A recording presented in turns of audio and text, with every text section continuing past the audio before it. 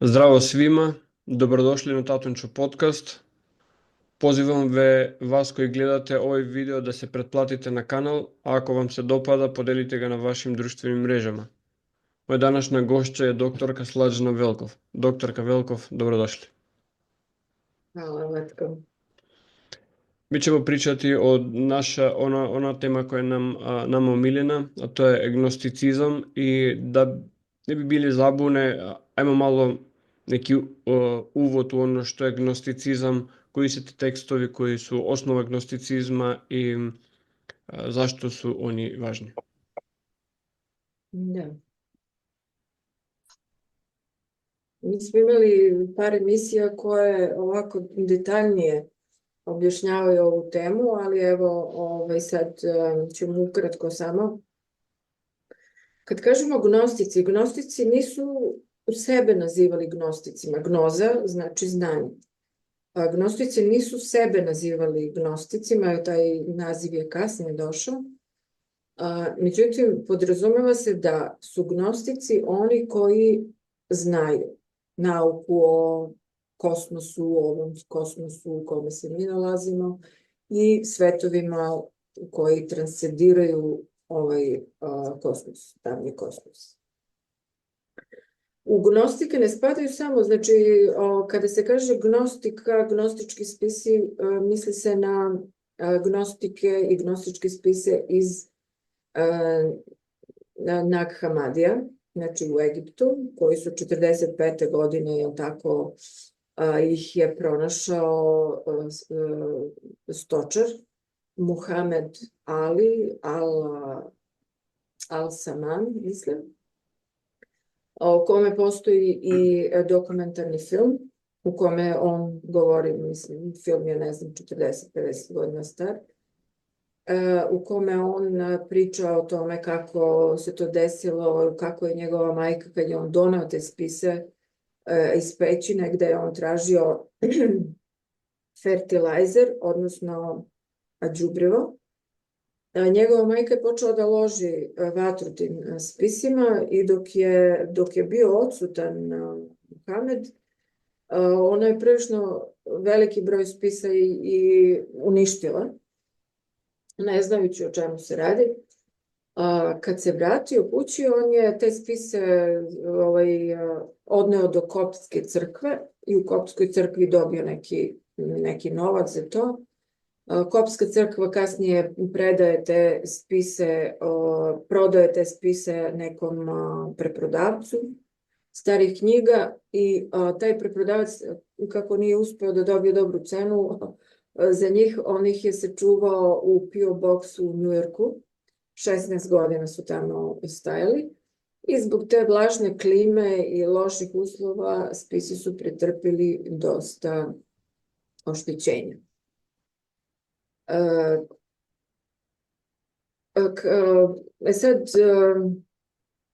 Međutim, ne samo gnoza ne potiče samo iz Nag Hammadi spisa. Kad kažemo gnoza, podrazumevamo i druge pravce koji su govorili na sličnu temu.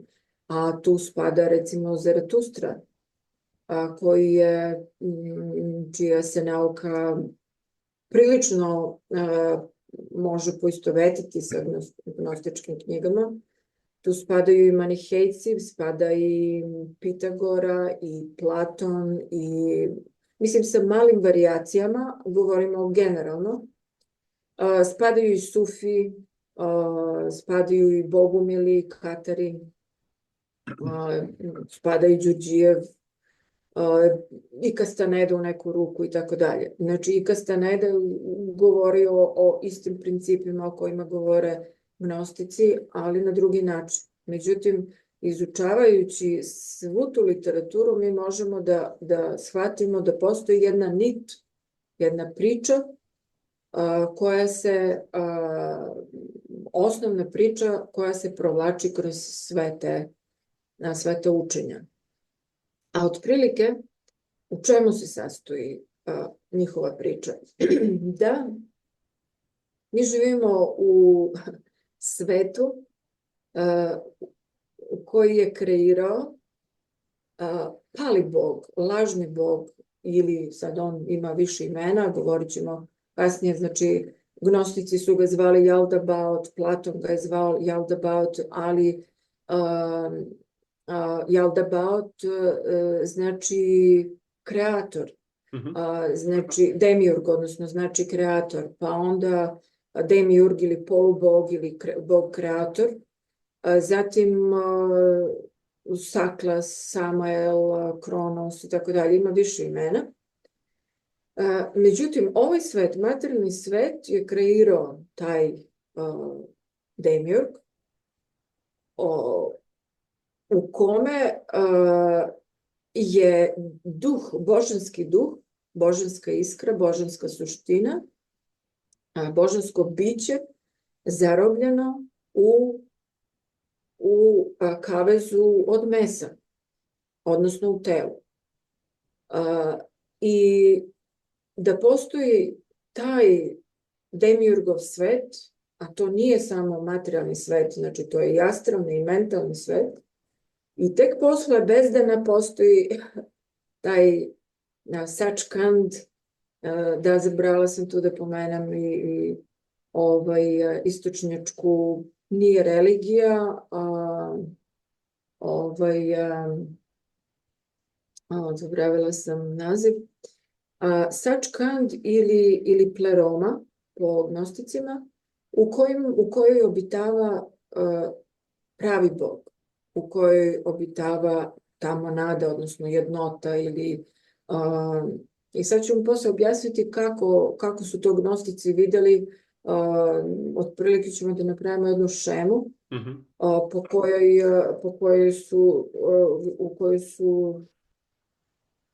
kojoj su gnostici se kretali. Sada, ideja svih ovih učenja, gnostičkih učenja, je da se duh nalazi zarobljen, da je duh stranac u ovom svetu, da ovo nije njegov svet, da je on tu zarobljen. Zašto? Da bi se ovaj svet napajao. Kao što u Matrixu postoje puno filmova koji opisuju ovo o čemu ćemo govoriti, opisuju na, kako kažem, privlačniji način kroz video, kroz film. I tu je jedan od filmova Matrix, ili Truman Show, samo što ipak postoji nedostatak u svim tim filmovima, postoji priča nekakva sve do izlaza, kao kad Truman dođe do izlaza i sad on izlazi, šta dalje? Znači, gnoza se bavi i pitanjem šta dalje posle tog izlaza, ali je to ipak prvi korak. Znači, prvi korak da mi krenemo ka izlazu, da shvatimo, je da mi shvatimo da se nalazimo u zatvoru. Priča istočnjačkih religija, istočnjačkih religija je da smo mi u školi ovde i da mi moramo da se vraćamo, da se reinkarniramo i tako dalje, zato što smo krivi, zato što smo zgrešili i tako dalje. Međutim, gnosticizam se razlikuje od tog učenja, on kaže ne, to nije škola, zato što škola je kad ti recimo ideš u prvi razred, pa naučiš, pa onda ideš u drugi, pa znaš šta si naučio u prvom, pa u treći kada odeš znaš šta si učio u drugom i prvom, i onda tako napreduješ. Međutim, kod reinkarnacije, princip reinkarnacije, ne postoji učenje. Dakle, mi sve zaboravimo. Sve iz prošlog života zaboravimo. Zaboraviš da si u prošlom životu napravio tu i tu grešku i sad kakvo je to učenje ako ćeš ti opet i opet i opet da grešiš istu grešku. A sad mi dolazi ta sporedba da ako je ovo zatvor, kad neko bude zatvoren, nalazi se u prostoru gdje obitavaju kriminalci i postaje kriminalac, jer uči od kriminalcima. Da, to je takođe zamka za božansku suštinu, za duh božanski u čoveku, kako je govorio Isus Hrist, zato što s kim si takav si, jel tako? Znači, mi znamo i da električni signali se prenose. Znamo da električni signal može da se prenese s tela na telo.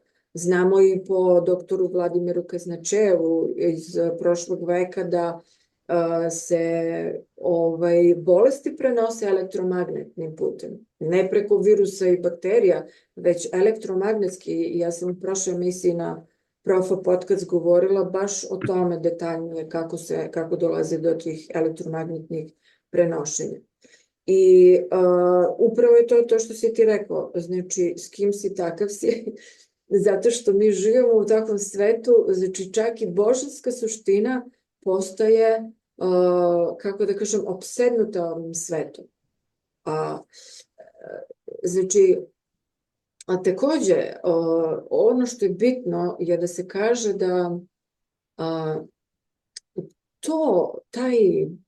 ti demoni koje pominju gnostici, ti arkoni ili nekakva dobra bića, ona nisu negde tamo.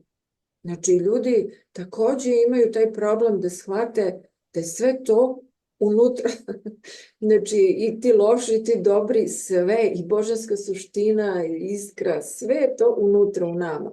Kao matrioska neka.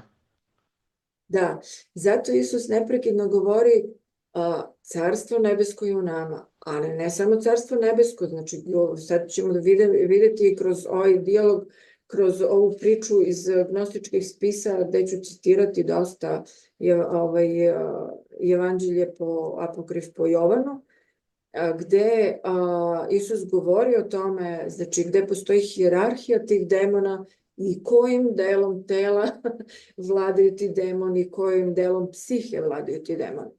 Takođe, vrlo bitna stvar je da se jasni ovo, da postoji terminologija, greška u terminologiji, da li je to namerna ili nenamerna greška, sad ja čak mislim da je i namerna greška. U gnostičkoj terminologiji postoje 3 vrste čoveka i vidjet ćemo kasnije kako su stvoreni, zašto su stvoreni i tako. To su pneumatici, psihići i hiliksi. Pneumatici su oni koji posjeduju božansku suštinu, božanski duh. Psihići su oni koji posjeduju dušu. Psiha znači duša. I hiliksi su oni koji se bave isključivo materijalnim stvarima, znači oni percipiraju svet samo preko 5 čula i to je to. Njih ne interesuje dalje neka analiza života i kosmosa i tako dalje. I sad, znači, pneuma kao duh, on se nalazi, jel tako, to je najviši oblik, on je božanska suština, to je ta zarobljena suština koja je tu zarobljena da bi napajala Matrix. Zašto sada Matrix traži da se čovek spoji sa mašinom? Zato što je božanska suština kroz veliki broj inkarnacija, postala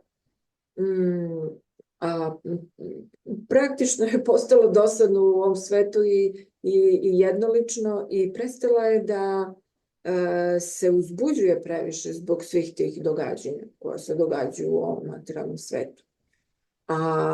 A Matrixu fali energija i kako se božanske suštine osvešćuju i kako postaju sve mirnije i jednostavnije i hladnokrvnije prihvataju sve ove ludosti u materijalnom svetu, tako Matrix gubi energiju. I zato je sada bitno Matrixu da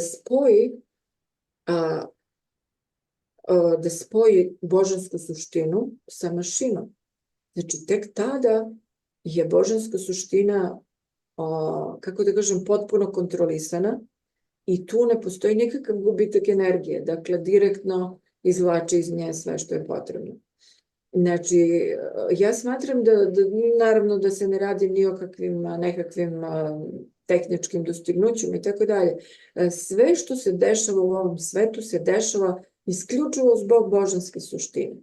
Jer Matrixu je jedino to bitno. To je opstanak. Drugo ništa nije bitno.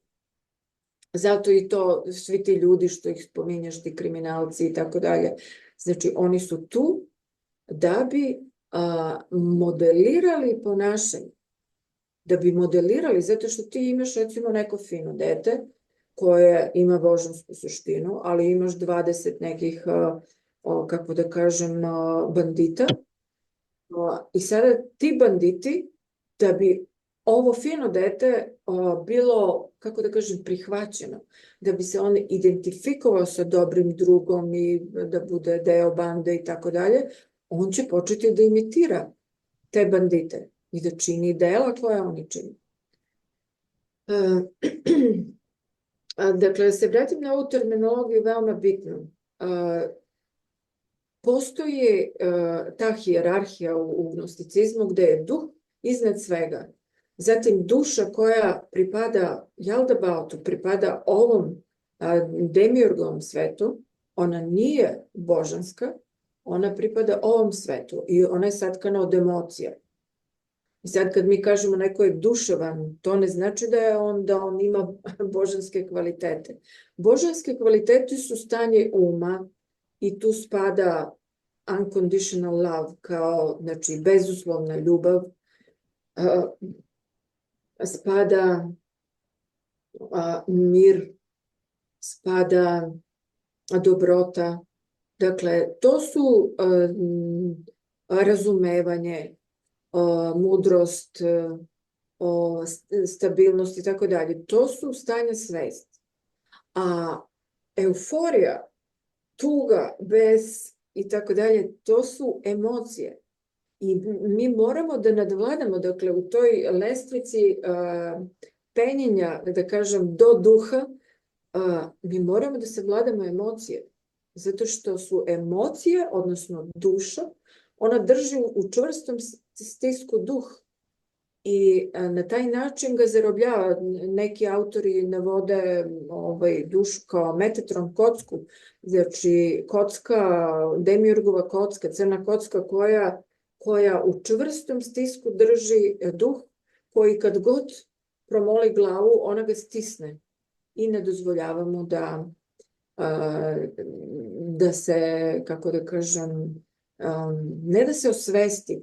Velika je greška kad kažemo da se digne svest, mi ne možemo da dižemo svesti, da ne znam, evolucija svesti i tako dalje. To ne postoji, zato što je svest božanska i savršena. I ona ne može da evoluira. Dakle, svest može samo da se oslobodi hipnoze. Zašto svest nije probuđena? Samo zato što je ona u stisku hipnoze, zato što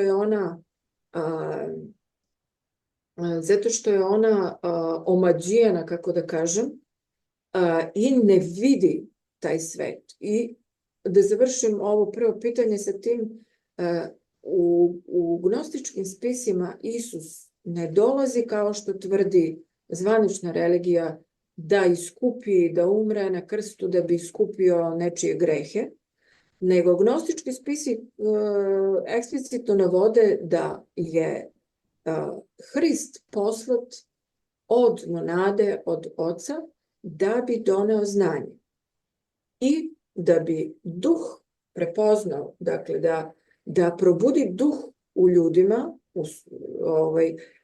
i da oni krenu put pleroma.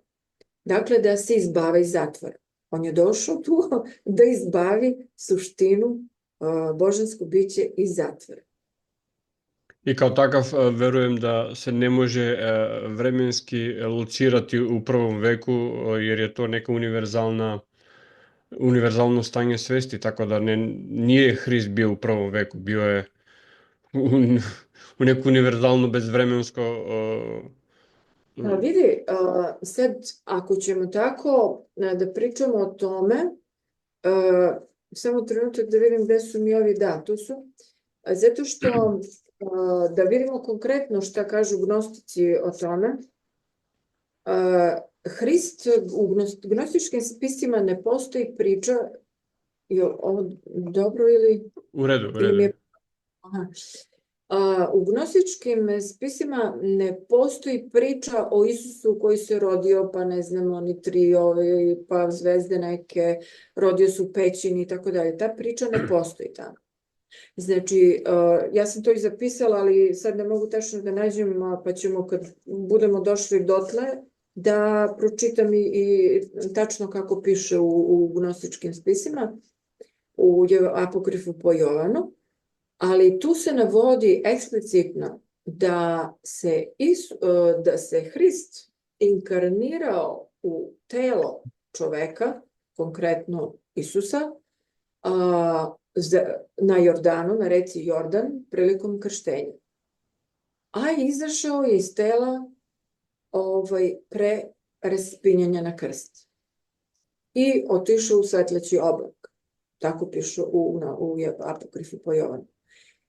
Znači, tu se ne pominje, čak on i obraća se, kad se obraća Judi, u apokrifu po Judi, on kaže da ti ćeš žrtvovati onoga ko je nastanio telo čoveka zvanog Isus. Znači, on o sebi ne govori kao ja sam Isus. On govori o sebi kao iz Plerome, gostu iz Plerome, koji je stranac u ovom svetu i koji je nastanio telo Hrista. I uvek je govorio u šiframa, govorio je u nekakvim zavijenoj formi, kako kažemo, da bi produžio vreme opstanka na zemlji. Jer on je znao da će biti jednog dana eliminisan, jer ga nisu eliminisali zato što je on bio pretnja Rimu, nego zato što je on bio pretnja celom sistemu. Sad, Hrist kao energija, znači Hrist kao logos, kao Bog, sin Božji, on postoji od kada postoji monada. Dakle, to nije neko biće koje je nastalo pa umorlo i tako dalje. Po gnostičkim spisima, znači, na vrhuncu svega se nalazi nevidljivi duh.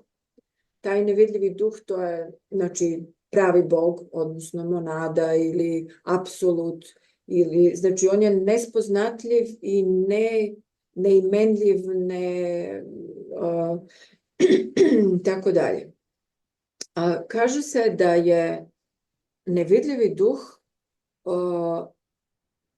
misleći samog sebe stvorio barbelo, odnosno to je otprilike, ako možemo da stvorimo sliku, ako imamo jednu loptu recimo i ta lopta je taj barbelo, to je taj pleroma, taj božanski svet, recimo tačka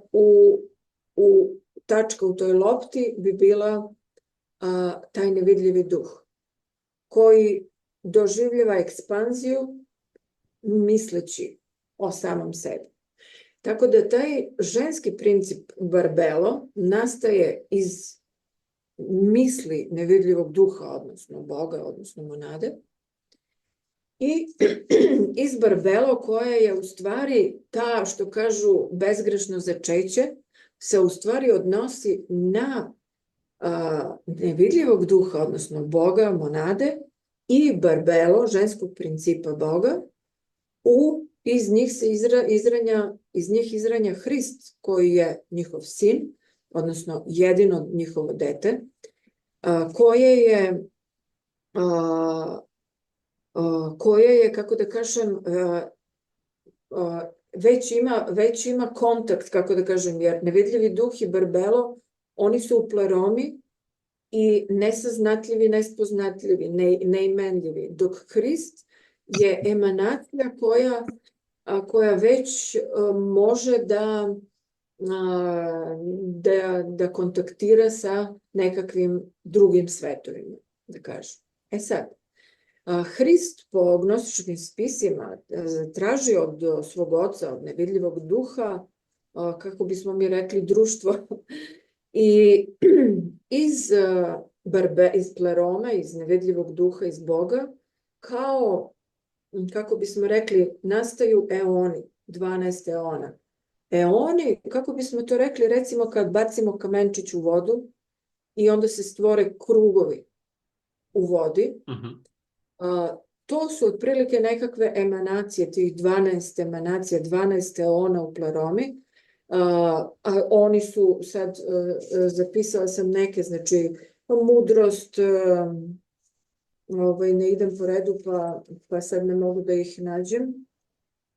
Znači mudrost, istina, ljubav, nada, razumevanje, mir i tako dalje. Znači, mudrost je poslednji, evo. A to je Sofija.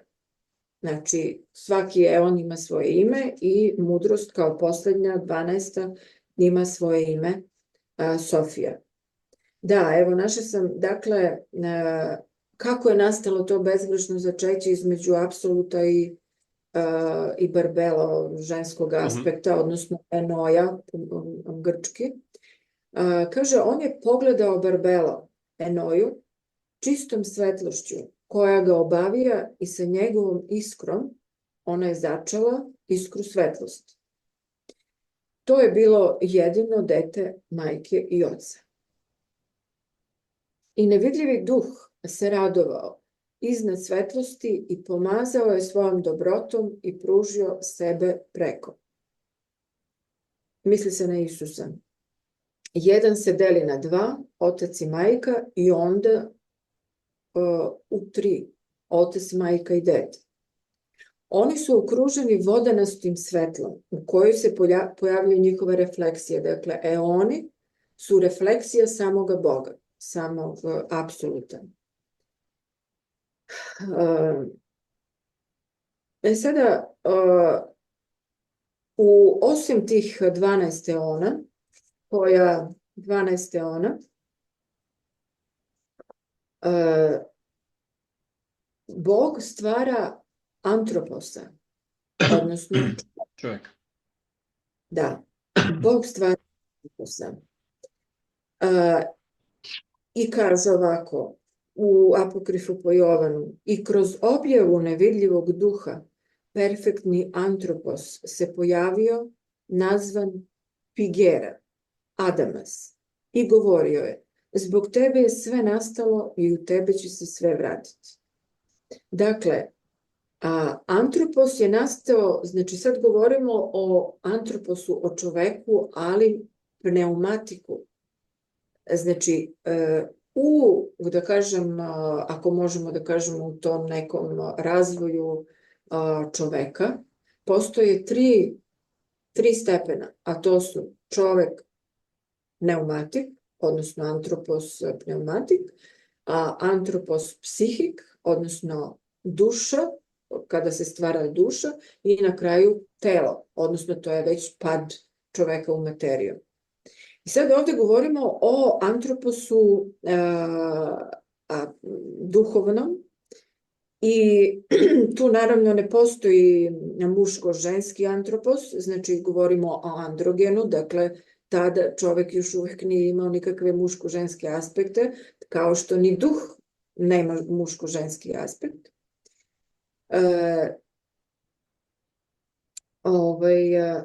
Sada, znači, to je to što je stvorio, što je stvoreno u Pleromi. Sada dalje, što se dešava? Rekli smo da je poslednji eon Sofija. Sad ovo je, evo, mi ćemo sad da pričamo o tom padu Sofije, koji je možda nekome i nejasan kako je moglo da dođe do pada Sofije, eona, koja je božanski deo, koja je emanacija Boga, ali ovako piše u gnostičkim spisima. Kaže da je u stvari mudrost, odnosno Sofija, je jedna od Hristove refleksije. Dakle, Hrist koji je deo trojstva u Pleromi, iz Hrista nastaju te emanacije, odnosno njegove refleksije. I kaže ovako, kaže, i Sofija kao eon začela je misao iz same sebe. Želela je da rodi, iznese svoju sličnost iz sebe bez prisustva duha i bez svog supruga. Zato što svaki eon ima muško-ženski aspekt. U našoj nekoj verziji shvatanja, ali na drugi način je to objašnjeno, ali ja sad ne mogu da... I ono što je izašlo iz nje bilo je druge forme. Deformisano, jer ga je kreirala bez svog supruga. Sofija, kaže u stihu Sofija i Isus Hrist, 101/15, kaže i njegova, Hristova supruga, misli se na Sofiju, je velika Sofija, koja je od početka bila određena za njega u zajednici. Dakle, Hristu je bila suđena Sofija da se ujedine i da donesu sledeću kreaciju u višem eonu. Dakle, Sofija je pandan Hristu, ona bez Hrista kreira nekakvu deformaciju, nekakvu kreaciju koju ćemo vidjeti šta je, dakle to je taj demiurg ili palibog. Međutim, ona je trebala da se ujedini sa Hristom i da donesu novu jednu kreaciju, jednu božansku kreaciju u samom božanskom svetu. Međutim, to se nije desilo zbog te njene greške. Ona to nije uradila i donela je to tamno zlo biće deformisano.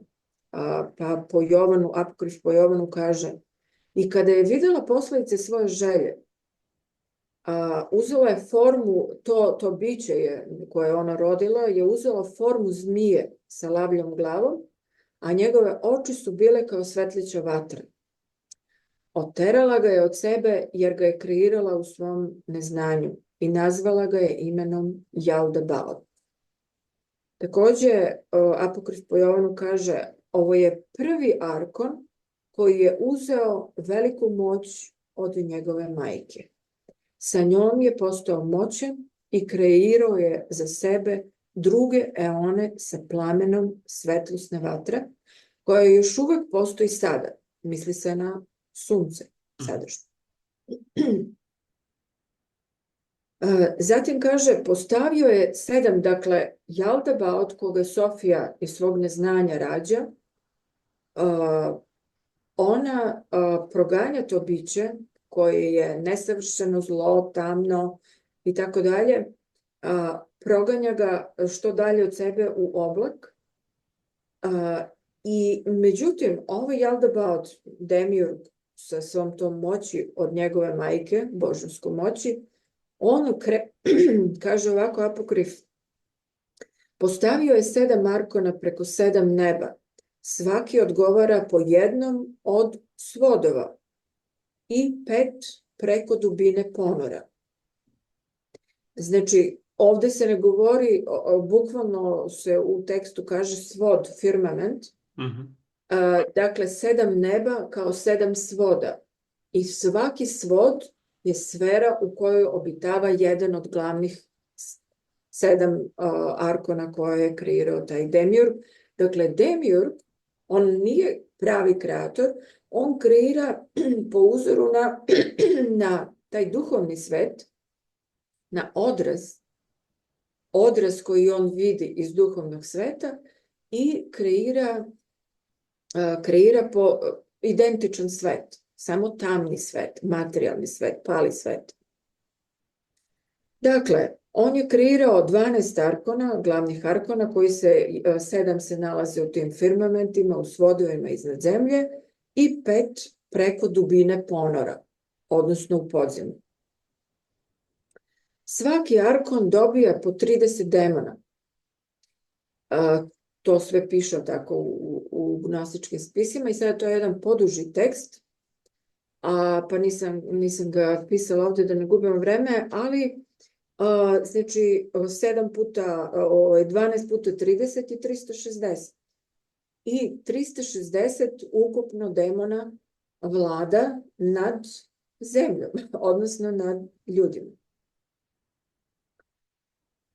Pa tu znamo, ali tako, pardon, nešto sam Ono što sam ja čitao, vidio sam da u stvari kad je Sofija stvarala Jaldabaoth, Jaldabaoth nije bio svesan za ono božanstveno prisustvo iznad njega. I mislio da je on jedini i da je u stvari pravi Bog Da, i da njegovo stvaranje je ono božansko stvaranje. da, da, on je govorio kad je shvatio svoju moć i da on tu obitava u nekakvom svetu gde ne postoji nikakvo drugo moćnije biće od njega, on je govorio ja sam jedini ljubomorni Bog i nema drugog Boga osim mene. I mi ćemo to i videti u Starom Zavetu. Taj Demiurg, odnosno Jaldabaoth je u stvari Jehova, Bog iz Starog Zaveta, koji nije isti kao Bog iz Novog Zaveta, odnosno Hristov Otac. Dakle, imamo 7 neba, ali tako ide prvo nebo meseca, arkona meseca, pa ide nebo Merkura, Venere, Sunca, Marsa, Jupitera i na kraju poslednja sfera arkona je Saturn. I oni, mislim, kad mi govorimo o astrologiji, astrologija je egzaktna. Dakle, geometrijske uglovi, stepeni koje formiraju kretanje planeta iznad statične zemlje su u stvari nekakvi pečati koje prilikom rođenja arkonske sile utisnu u program, kako da kažem, u program tog bića koje posjeduje dušu, odnosno Jaldabaothovu kreaciju. I znamo isto da 360 demona, 360 godišnji ciklus ima 360 po Babiloncima, a kasnije su, da bi kreirali julijanski kalendar, dodali još 5 dana, ali inače se koristilo pre toga 360 po 360 dana. Od Sumere se to koristilo, jer je to seksi gemalen brojni sistem koji se bazira na 60.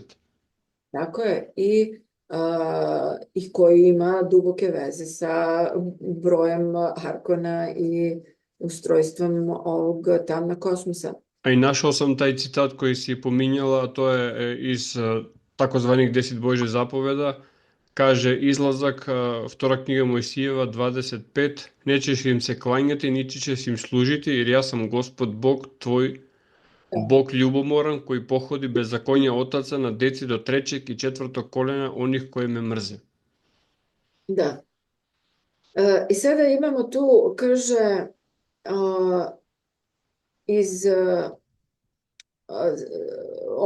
o Jaldabaothu, mislim da je ovo apokrif po Jovanu, kaže Jaldabaoth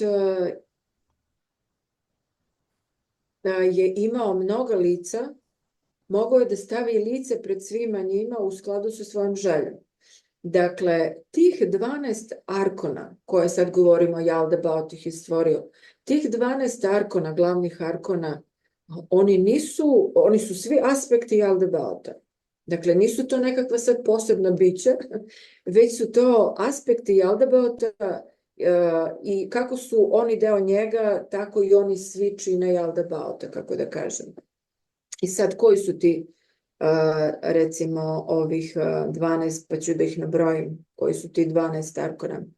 Kaže, prvi je mesec, njegovo ime je Abel, njegova moć koju je on dobio takođe ima svoje ime i zove se Sabede, ili vatreno lice, a vlada delom duše nepostojanost. Koja je nepostojanost? Deo duše. Dakle, arkoni vladaju, ovih 12 arkona vladaju dušom, emocijama. Sad ćemo dalje da vidimo, zato što je ovo bitno, da bismo kasnije videli da u stvari telom i dušom vladaju arkoni.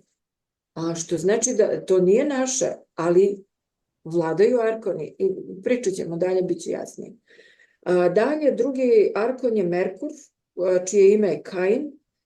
Njegova moć se zove Adonin i on ima majmunsko lice, to su sve izvodi iz gnostičkih spisa. Merkur vlada pohlepom. A treći arkon je Venera, ime je Adonaio, moć je njegova Sabaot, ima lice zmaja i vlada strašću. Četvrti arkon je Sunce, njegovo ime je Jabel, njegova moć je Jao, sedmoglava zmija i vlada ponosom.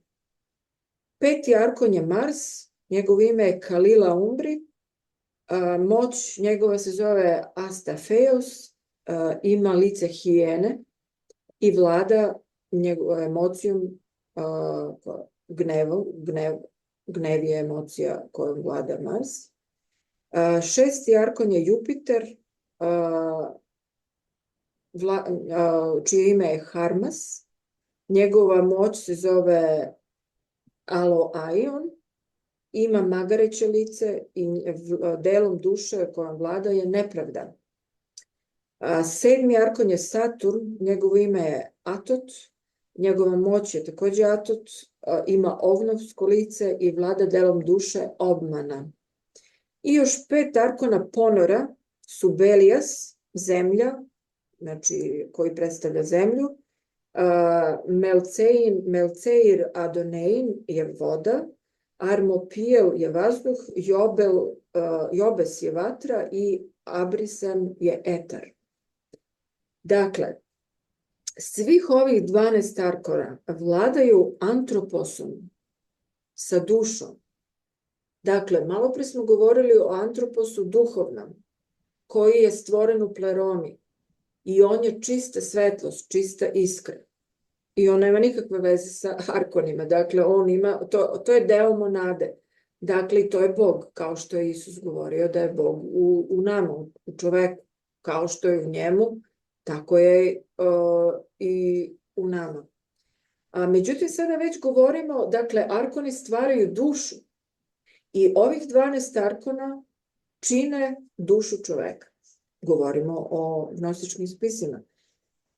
Dakle, sve ove 12 arkona vladaju antroposom sa dušom i telom. Vidjet ćemo kasnije još kako telom vladaju. Dakle, ovo je drugi Adam, drugi antropos. Vladaju također i Adamom i Evom posle ponora. Dakle, oni vladaju antroposom i sa dušom i sa telom, zato što svaki antropos koji ima telo, on mora da ima dušu, animu, koja će da animira to telo.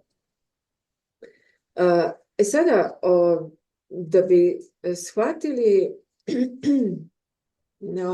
malo bolje ovaj princip, ja ću sada pokušam da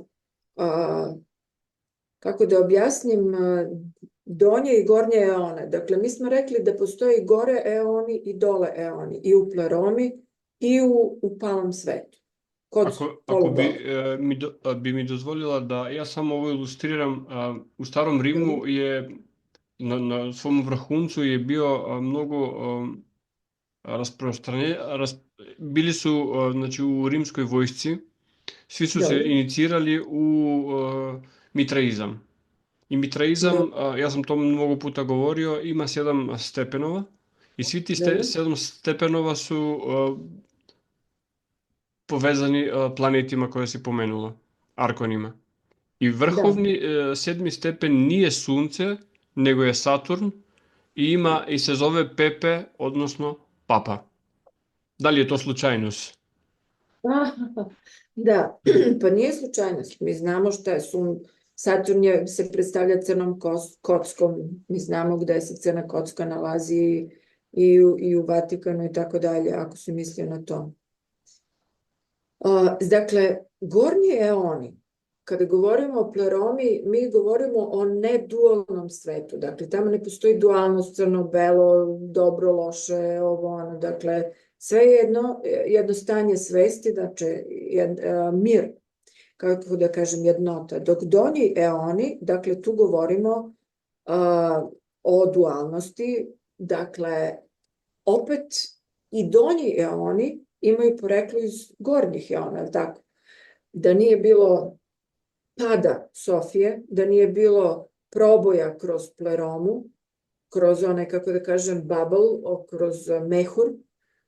Ako bi, recimo, zamislili pleromu kao jedan mehur i na jednom kraju tog mehura postoji jedna rupica kroz koju Sofija čini, kako da kažem, iz neznanja čini, probija tu opnu tog mehura i na taj način nastaje drugi mehur, kako da kažem, ali opet i ovaj donji svet i ovi donji eoni imaju poreklo iz gornjeg.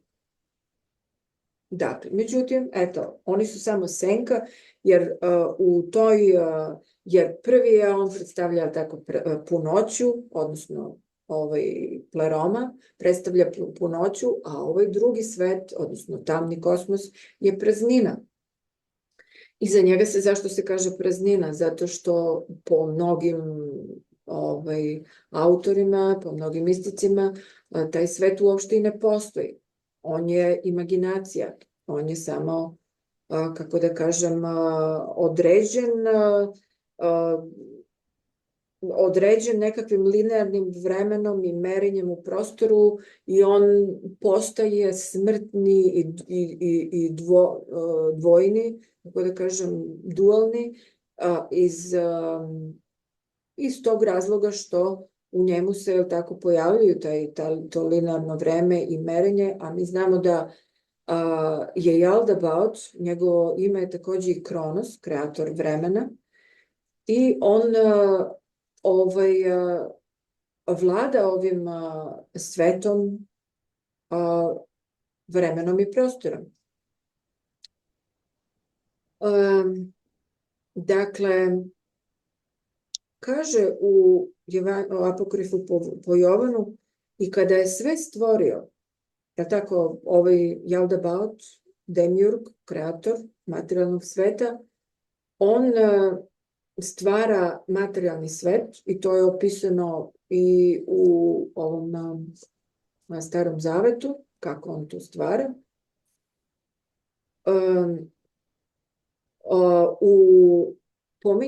U pleromi se uvijek pominje vodenasta svetlost, dok se recimo u ovom materijalnom svetu i u kosmosu inače pominje svetlosna vatra.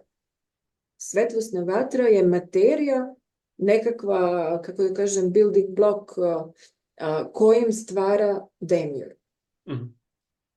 I kaže u Jovanu, kaže, kada je sve stvorio, Jaldabaoth ga je organizovao po modelu prvih eona. Sofija se kajala plačući mnogo i bila je uzeta u 9. eon, dok njen nedostatak nije bio ispravljen. Dakle, zbog njenog kajanja velikog, ona je bila uzeta u 9. eon, a 9. eon je već tu na granici između plerome i palog sveta i ona tu obitava od tog vremena, od njene greške i sve vreme čeka Isusa, svog pandana, da je izvuče iz tog sveta. I sada kad je sve stvorio, Jaldabaoth kaže, ja sam ljubomorni Bog i nema drugog Boga osim mene. Kada je video šta je sve stvorio, kakve čudese je stvorio.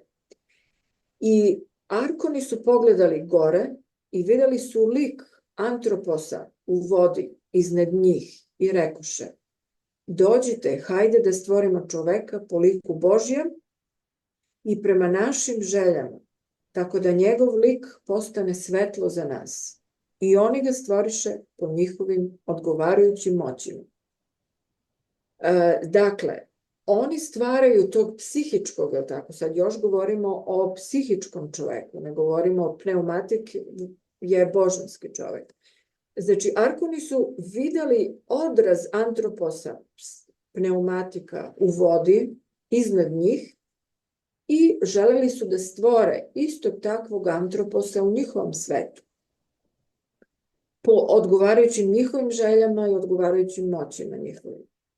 I oni su kreirali psihičkog Antroposa, čoveka sa dušom koji se razlikuje od pneumatika Antroposa iznad. 4 glavna demona koji su učestvovali u u toj kreaciji su F. Mamfi neki, pripada zadovoljstvu, Joko koji pripada želji, Nenen Trofni pripada tuzi i Blaumen pripada strahu. I iz 4 demona strasti su se izrodile. I iz strasti mnoge zlobe su nastale, prazan ponos i slične stvari. I iz tuge je nastala zavist, ljubomora, nevolje, neprilike, boli, bezosjećajnost, nervoze i žalosti. I iz želje su nastali bes, gnev, gorčina i gorka strast, nezasićenost i slične stvari. I iz straha su nastale strava, ulizivanje, agonija i sramota. To piše u Apokrifu po Jovanu. Znači, kako su nastale sve ove emocije koje u stvari sačinjavaju antroposa psihičkog. Dakle, on još uvijek nije materija i već je sedište svih tih emocija koje smo nabrojali. I mnogi anđeli su se pridružili Jaldabaotu u stvaranju. Sada kreće stvaranje telesnog čoveka, Adama, poslednjeg Adama, i kaže, mnogi anđeli su se tu pridružili Jaldabaotu, anđeli njegovi, dakle Jaldabaotovi, odnosno demoni, u stvaranju proporcionalnih udova, pravilnom radu, zajedničkih svih delova. Dakle, da bi čovek koji je savršena mašina, koji funkcionišanje, znači,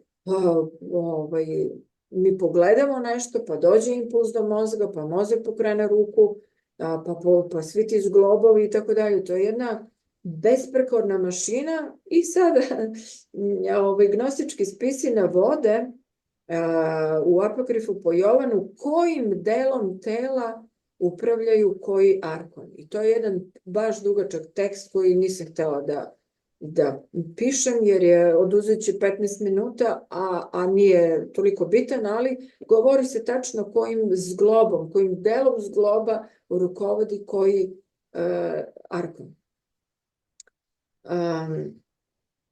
Kad god pokrenemo ruku, oko ili tako dalje, taj pokret je izveden, kako da kažem, tamnim duhom, ako može tako da se kaže, dakle iz donjeg sveta, kako da kažem, arkonskog sveta.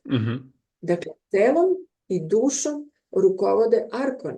I zato je jako teško, zato agnostici kažu da je duh u čvrstom stisku duše i tela. Međutim, tom antroposu nedostaje svetlosna iskra. Tom antroposu koji su stvorili arkoni. Nedostaje još uvijek svetlosna iskra. I kaže, dakle, 4 arhanđela koja pripadaju Plaromi, koje se nalaze oko Isusa, koje je monada stavila kao zaštitnike Isusa,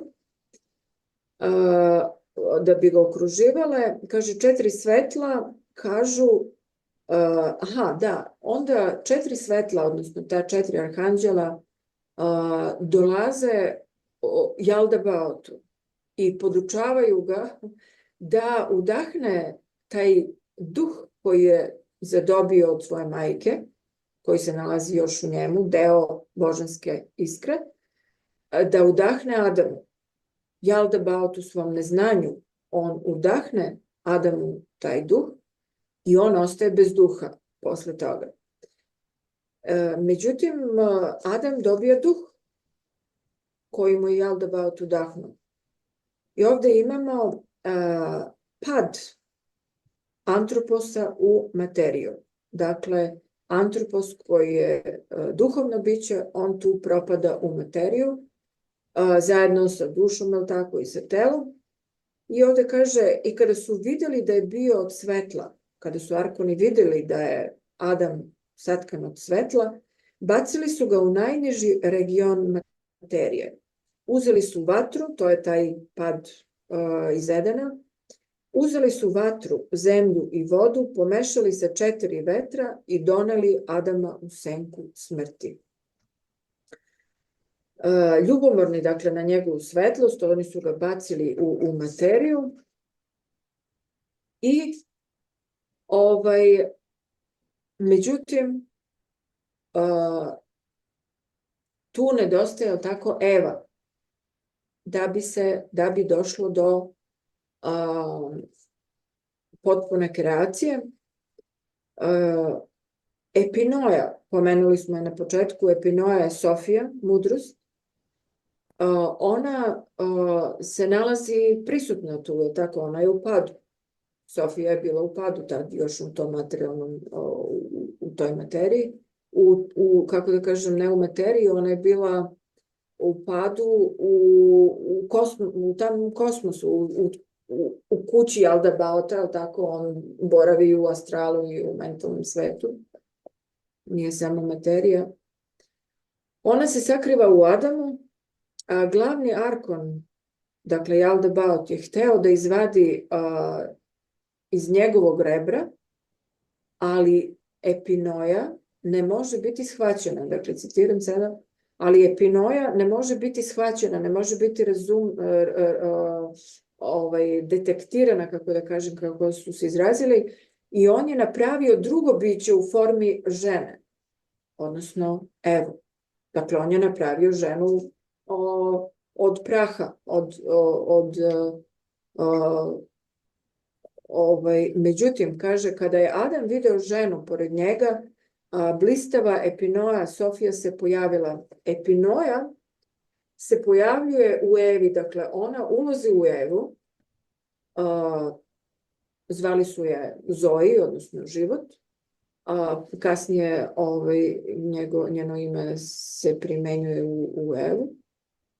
Ona, dakle, podiže veo kojim je bio pokriven njegov i on je prepoznao svoj suprotan lik. Dakle, Epinoja kao deo Boga, odnosno to je Sofija, Epinoja, mudrost, ona ulazi u ženski oblik i na taj način budi Adama. I sad imamo tu drvo života. Ja sad ne znam da li sam ovde zapisala, ali da, evo ga, u drvo života u gnosticizmu je priča obrnuta od onog nego što u religijama, pa kaže Aldebaot, jel tako, ne daje Adamu i Evi da jedu sa drveta znanja, a da ne zaboravimo, jel tako, da je Aldebaot zmija, on je u obliku zmije. Dakle, mi imamo u hrišćanstvu, odnosno u religijama, oni kažu da je zmija ta koja je prevarila Adama i Evu. A mi imamo Aldebaot, on predstavlja zmiju. Jer u gnosticizmu ne postoji zmija kao ona zmija koja se pojavljuje i koja daje Evi. Tu se pojavljuje orao. Dakle, u gnosticizmu postoji orao. Dakle, jedući voće sa drveta znanja, oni dobijaju to znanje i onaj koji im nudi to voće su Sofija u formi Eve. Dakle, Sofija, rekli smo Epinoja, ona je ušla u Evu. I to je razlog zbog čega sve demiurgove religije, dakle zvanične religije, su nekako stavile ženski princip, kako da kažem, Ocrnuli ga. Da. Demonizovali ga. Jeste, zato što je Epinoja u stvari pomutila posao tu. Epinoja je tu ušla, je li tako, u Evu, u ženu, i ona sada budi Adam, čoveka, jer on je u nesvesti. I da bi ga probudila, tu je li tako, Sofija u formi Eve i Hrist u formi orla po gnostičkim spisima. Voće im daje moć sećanja ko su u stvari, da sadrže iskru božanske svetlosti i da su božanski u svojoj suštini. To je bila cela ideja. Znači da čovjek shvati da je on božanska suština i da je on dobio to telo i dušu kao emotivni taj omotač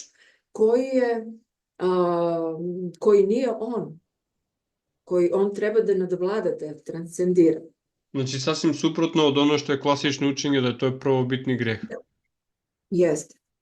I da, i da su, rekli smo, Jaldabaoth pokušava da to sakrije, dakle da su one božanska suština, i čini da oni to zaborave. Dakle, on posle toga njih proganja iz tog edenskog vrta, proganja ih dole u materiju, i čini da oni to zaborave. Oni to zaborave i kreću dalje, tako da u voću je bila ta gnoza, ali tako, gnoza je znanje o tome ko je u stvari čovek, da u nama imamo tu iskru zvanu pneuma, duh, dah božanski. Demiurg je to učinio, da on uđe u taj zaborav i oni kreću da se multipliciraju, da stvaraju više ljudi, od kojih, jel tako, neki imaju božansku iskru, odnosno gnozu, ali ne i svi. Pa, evo da se vratimo na ovu, kako smo rekli, ovaj deo gde sam ja sve tu izvadila ukratko. Kaže, Isus se obraća Judi u apokrifu po Judi i kaže, objašnjava mu da kosmos u kome živimo je odvojen od Boga i nije pod upravom Boga direktno.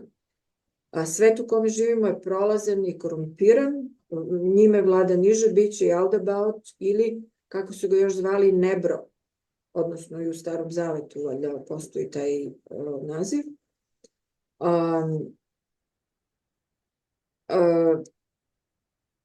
Dobro, kasnije ću da se vratim na to. Sad, rekli smo da tako je prognan Adam, antropos iz Edena, i onda od tada pa nadalje znamo šta se tu dešava. Dakle, civilizacije se menjaju, kad god dostigne svest u nekoj civilizaciji onako zavidan nivo, kao što recimo sada, kada mnogo ljudi, zato sada doživljavamo tu apokalipsu, odnosno apokalipsis, prevedeno znači razmicanje vela ili otkrovenje.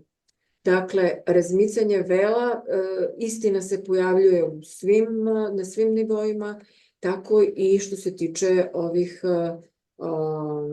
te gnostičke teogonije, kosmogonije, tako da kako se sve više doznaje za tu, da kažem, zaveru protiv božanskog duha, tako se i sprema nekakav reset i kreće, ali tako,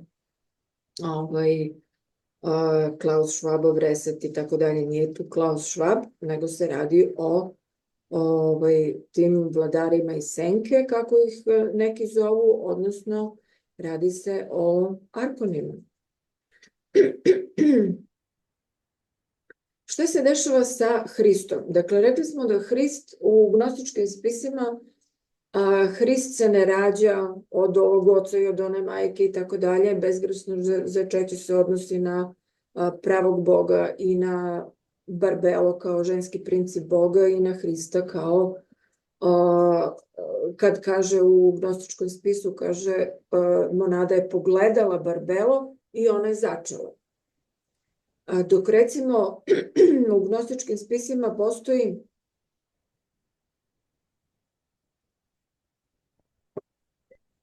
podatak samo da je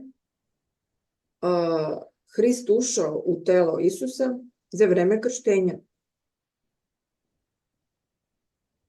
I sada dolazimo do toga, ali pre toga ću malo nešto da kažem o Evanđelju po Judi, koje je takođe malo problematično, jer u početku, kada je otkriveno to evanđelje, apokrif, Pričalo se o tome kako je Juda, nacionalna geografija, napravila dokumentarni film u kome je govorilo o tome kako je Juda heroj, kako je on obavio funkciju koju mu je Isus dao, da ga izda i što je znam da bi Isus mogao da okaje grehe i tako dalje. Međutim, nije baš tako opisano u gnostičkim spisima. Apokrif po Judi počinje tako što Isus ulazi u prostoriju u kojoj 12 apostola govore njemu o viziji koju su imali, o nekakvom snu. I kažu da su sanjali, imali su viziju nekakvih 12 čudaka koji na nekakvom oltaru seku, kolju životinje i tako dalje, i krv na sve strane i kolju ljude i tako dalje. I onda im se Isus obraća i kaže, tih 12 čudaka ste vi, jer vi to radite, vi prinosite te nevine žrtve. U stvari, što se dešavalo u jevrejskim hramovima u vreme Rima? U jevrejskim hramovima su se unosile životinje na oltaru, u samom hramu su se žrtvovale životinje. I to se dešavalo non stop, znači žrtvovalo se Bogu, pa se žrtvovalo zbog ako neko pogreši, pa onda donese životinju da se tu žrtvuje Bogu zbog te greške, da mu Bog oprosti i tako dalje. Onda posle Rima, kad je u 70. godine nove ere, kada je Rim srušio te hramove, onda posle toga ostaje taj običaj, ali u obliku Euharistije, kao tela i krvi Božje, odnosno Hristove. Sad, zašto se tu Hrist pominje? Jer priča Isus u apokrifu po Judi, obraća se 12 apostola i kaže, vi žrtvujete vašem Bogu svete žrtve.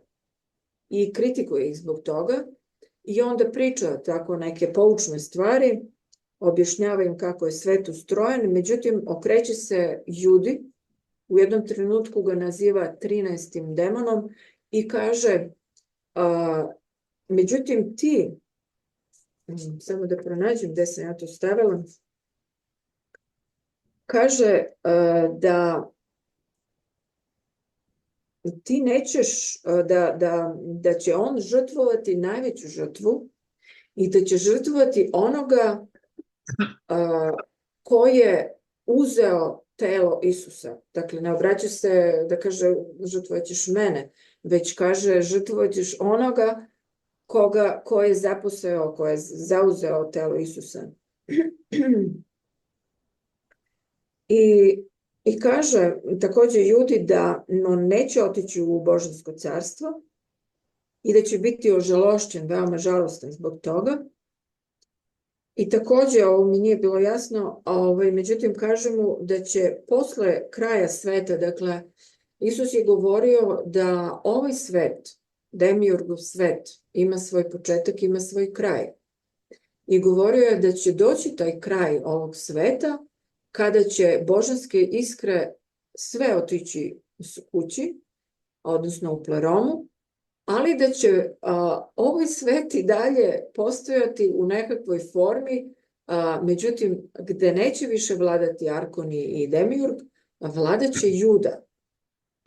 Sad, obraćajući se Judi kao 13. demonu, sad ne znam da li on mislio na Judu kao vrhovnog demona, odnosno Jaldabaota i tako dalje, taj deo mi nije baš bio jasan.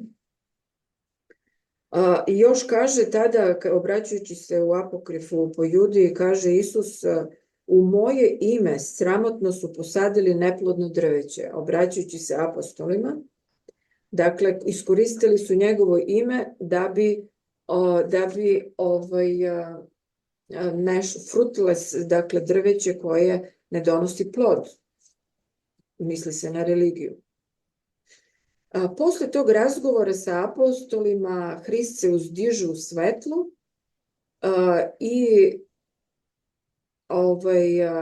Hrist uzdiže u svetlo i tada govori, da nije baš tada, ali govori isto, mislim sad ne mogu, moram da idem s ove na onu tačku, nisam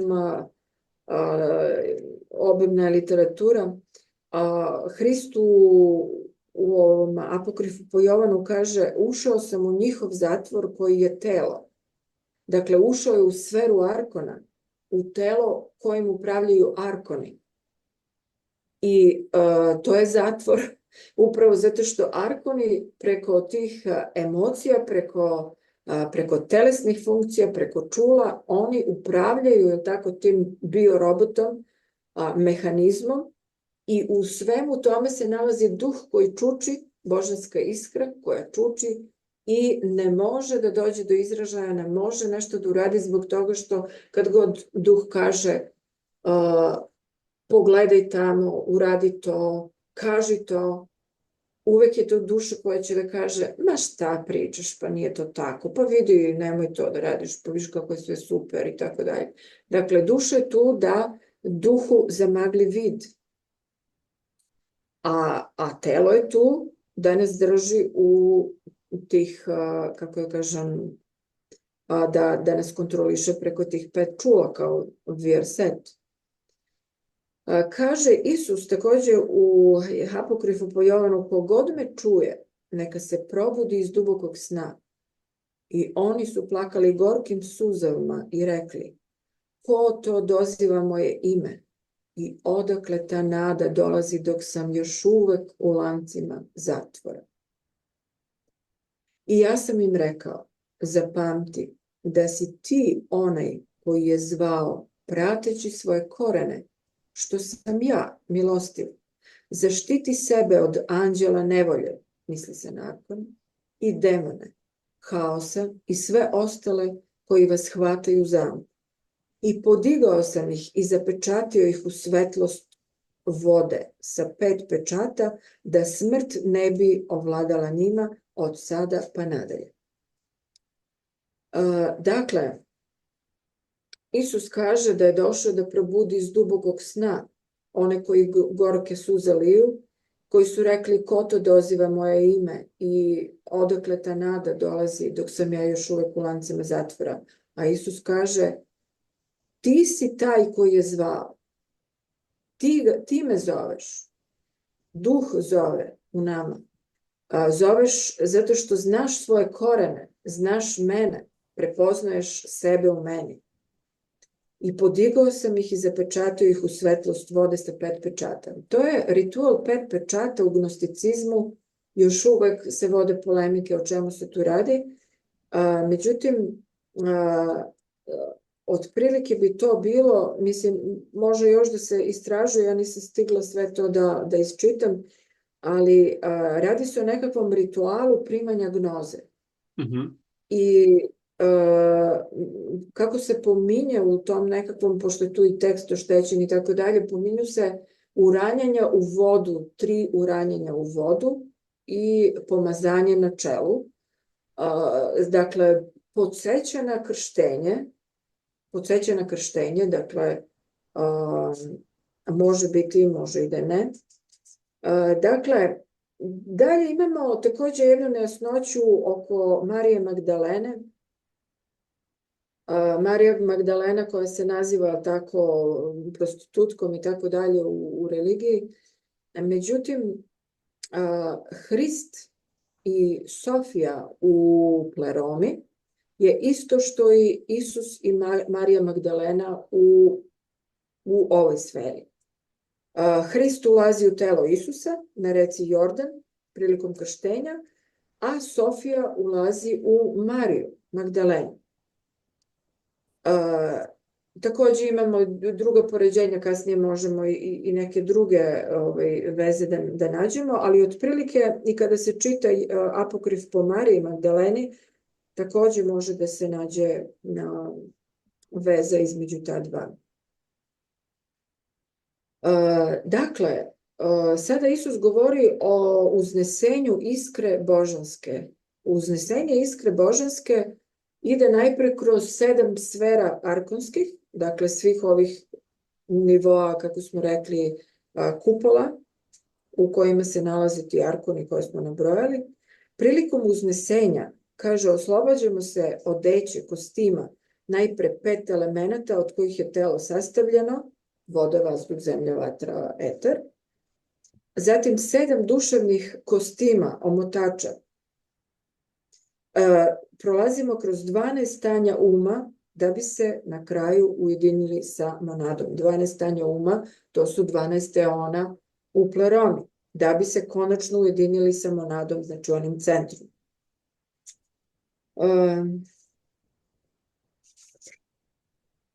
Dalje, takođe jedna interesantna stvar koja se pominje, samo ću da citiram, i reč koja je došla iz tišine, onaj čije je ime nevidljivi simbol, sakrivena, nevidljiva misterija se pojavila. I sada se nabrajaju I, E, O, U, E, A, O. Je ime Hrista. Kaže, odnosi se na 7 samoglasnika. I onda se govori o samoglasnicima i suglasnicima. Imena sa samoglasnicima izgovara jezik oca. To se opisuje u prvoj knjizi EU, prva knjiga EU, a imena sa suglasnicima, o tome se govori u manuskriptu Bruce Codex, a imena sa suglasnicima izgovara jezik tela. I zato kaže da je ime Isusa IEOU, EAO, i da je njegovo ime sastavljeno kao božansko ime isključivo od samoglasnika, a suglasnike izgovara jezik tela. I zato i imena demona imaju mnogo suglasnika i tako dalje. Dakle, vrlo malo samoglasnika. Kada se duh uzdigne, dobija odeću od svetla. Dakle, kada prođemo kroz... I sad, znači, nisu demoni negde tamo, pa da mi ćemo sada se branimo da ne uđu u nas. Dakle, mi u ovom svetu smo, naše telo i našu dušu, odnosno emocije, su kreirali arkoni demoni i njihove sluge demoni.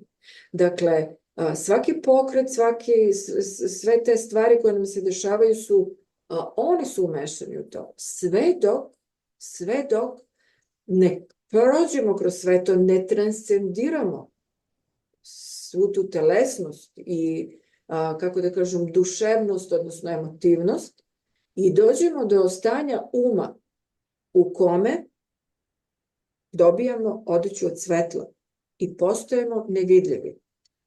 I na jednom mestu, mislim, u Novom Zavetu se kaže da će ljudi postati nevidljivi za demone. Je tako bilo? Da će postati nevidljivi i da neće da ih diraju uopšte, ovi koji su, što ih zovu, izabrani. Zato što će oni dobiti odeću od svetla, duh će se ispoljiti i onda će biti nevidljive za arkone.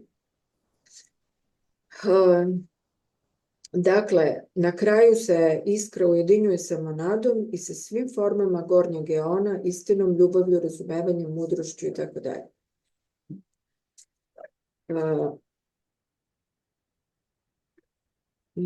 Dalje, dakle, da vidimo šta se još zapisala.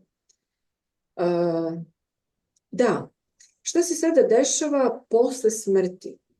Dakle, gnostici su govorili o tome šta se dešava posle smrti za razliku od mnogih drugih religija koje malo obraćaju pažnju na to. Kaže, kada kreneš na taj put u Apokalipsi po Jovanu, kada kreneš na taj put, demonske sile će pokušati da te ščepaju. Kada te jedan od njih pita, ko si ti i odakle si? Odgovori, ja sam sin i dolazim od oca. Kada drugi kaže, kakav sin si ti i ko je tvoj otac? Odgovori, ja sam od oca koji je postojao pre početka vremena i bio sam njegov sin pre nego je vreme začelo. Kada ti sledeći kaže, zašto si poslat ovde? Odgovori, Došao sam iz večnosti da naučim razliku između stvari koje postoje u duhu i stvari u materiji. Ali sam shvatio da materija u stvari postoji u duhu, jer dolazi iz majke, a majka boravi u ocu. Pozivam sve nepropadljivo znanje majke, odnosno misli se na Sofiju, koja večno počiva u ocu, tada će te demonske sile pustiti i bit ćeš slobodan, da se uzdigneš u kraljevstvo svetlosti, što je tvoja svetlost. Dalje Isus kaže, sve dok se sećamo ko smo, božanski duh iza vremena, slobodni smo da se sjedinimo s očevom svetlošću koja je istovetna sa našim duhom. Kada se svesno povežemo sa višim bićem, dobijamo savršenu slobodu. Ni smrt ne može zaustaviti naše iskustvo jedinstva s Bogom. Dakle, Isus također kaže, oslobodi sebe slepe ideje da si samo torba mesa koje te okružuje. Živi Bog stanuje u tebi i ti stanuješ u njemu. Dakle, emisari iz božanskog sveta se šalju, kao što je bio Isus, također još neki avatari, se šalju iz božanskog sveta da oslobode svetlosno biće zarobljeno u materiji, u materijalnim telima, učeći ih gnozi, znanju o njihovom pravom identitetu. Sve dok ne poslušaju tog messengera, znači tog avatara, i oslobode se materije, stapajući se sa svetom svetla, oni nastavljaju da se reinkarniraju. Dakle, u apokrifu po Jovanu Hrist se spušta da bi naučio ljude o nepoznatom Bogu, o pobedi demonske sile i da spasi one koji mu veruju. Dakle, šta hoće da kaže, da bismo uopšte krenuli na taj put, prvo moramo da oslobodimo naš duh od hipnoze, koji je hipnotisan emocijama i hipnotisan telesnim čulima.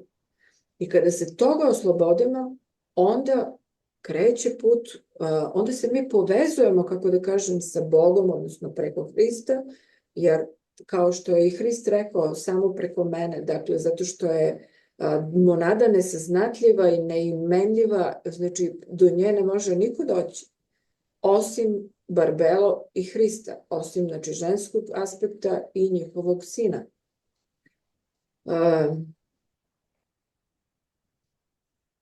Interesantno je da ljudi često kažu sve je od Boga, sve je u redu, sve je od Boga. A ako je Bog dobar, ako u Bogu ne postoji zlo, kako može njegova kreacija, recimo, da bude zla? Zato što ljudi ne shvataju da ovaj svet nema veze sa pravim Bogom. Dakle, ovaj svet je jedna pozornica na kojoj Demiurg kreira razne događaje, razne predstave i mi smo akteri u toj predstavi, sve dok ne probudimo svoj duh. Dakle,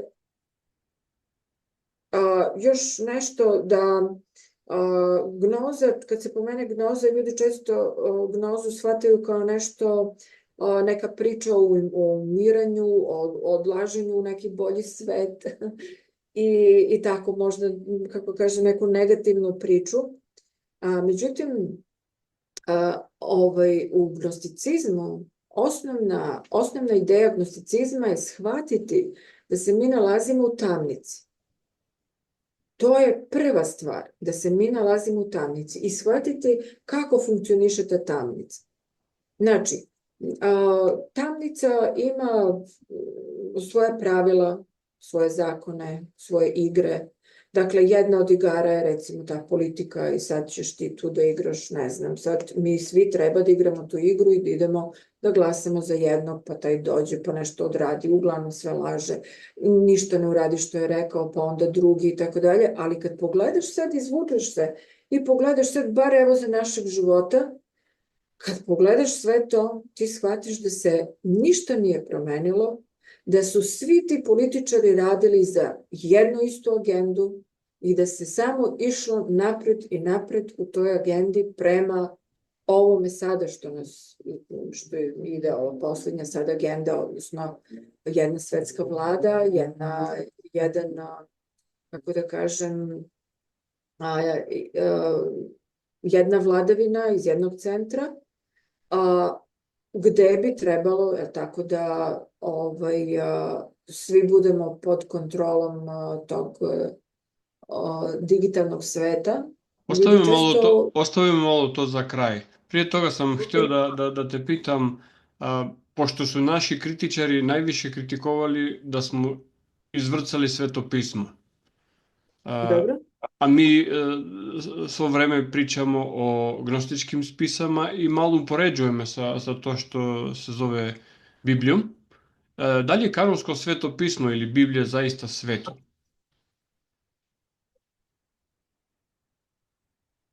Vidi, prvo, kad kažemo Sveto pismo, konkretno pravoslavlju, na primjer, je Stari Zavet nametnut u krvi i pod pretnjom Novom Zavetu. Dakle, pravoslavlje, sad pričamo o pravoslavlju samo, pravoslavlje je ortodoksno hrišćanstvo, se od uvek baziralo samo na Novom Zavetu. Dakle, postoje izmene, vidimo da nisu iste stvari, dakle sve što je dotakao Vatikan, on je sve to izmenio. Znači, zašto mi nemamo prave spise, pravo evanđelje po Jovanu i tako dalje, da vidimo originale, pa da ih ljudi koji znaju da čitaju to da pročitaju. Ne, mi nemamo te originale. Crkva ih čuva, mi gledamo samo nekakve prepise. Sve Biblije sveta su različite. Dakle, protestantska, ortodoksna, katolička, sve su različite. Čak nekih stihova uopšte nema, nekih ima. Tako je. Ja imam različite Biblije, imam makedonsku Bibliju, imam King James Bibliju, katoličku Bibliju, znači upoređavam sve to i u pravosti da neke stvari su kompletno različite. Da, kompletno, čak i tumačenja su različite. I sad mi kako ćemo da govorimo o jednoj knjizi kad ne znamo koja je prava knjiga? Zašto se razlikuju? Zato što su stotine njih prepisivali, dopisivali, tumačili i tako dalje. Mi želimo da vidimo originale. Jedini spisi koji nisu došli u posed Vatikana su Nag Hammadi spisi, odnosno gnostički spisi. Pored tih gnostičkih spisa je nađen skelet čoveka koji je verovatno doneo tu, zakopao, ostao da čuva te knjige tu u pećini i umro tu čuvajući to znanje.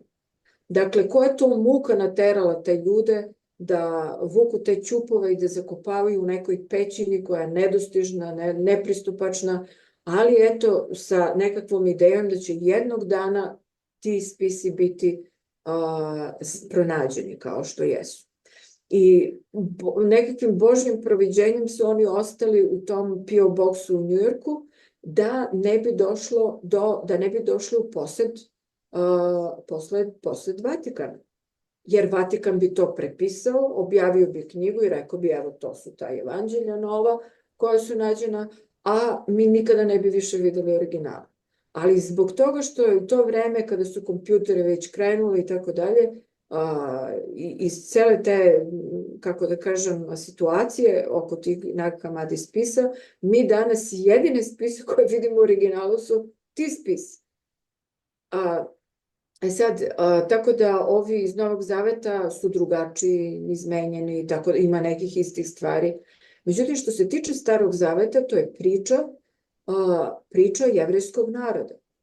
Dakle, koja nema nikakve veze sa drugim ljudima. Znači, jedina veza između Starog i Novog Zaveta je to što su oni izmenili nekakve rečenice i dodali Isusu. Isus je jasno rekao da kada se obraćao, imam i to zapisano, kada se obraćao Jevrejima jasno rekao da to nije njegov otac. Dakle, da njihov Bog nije njegov otac. No, to stoji Što duri znači, i ono kanonsko evanđelje po Jovanu. Duri i da, tamo stoji to. tamo stoji, da, govorimo o kanonskom.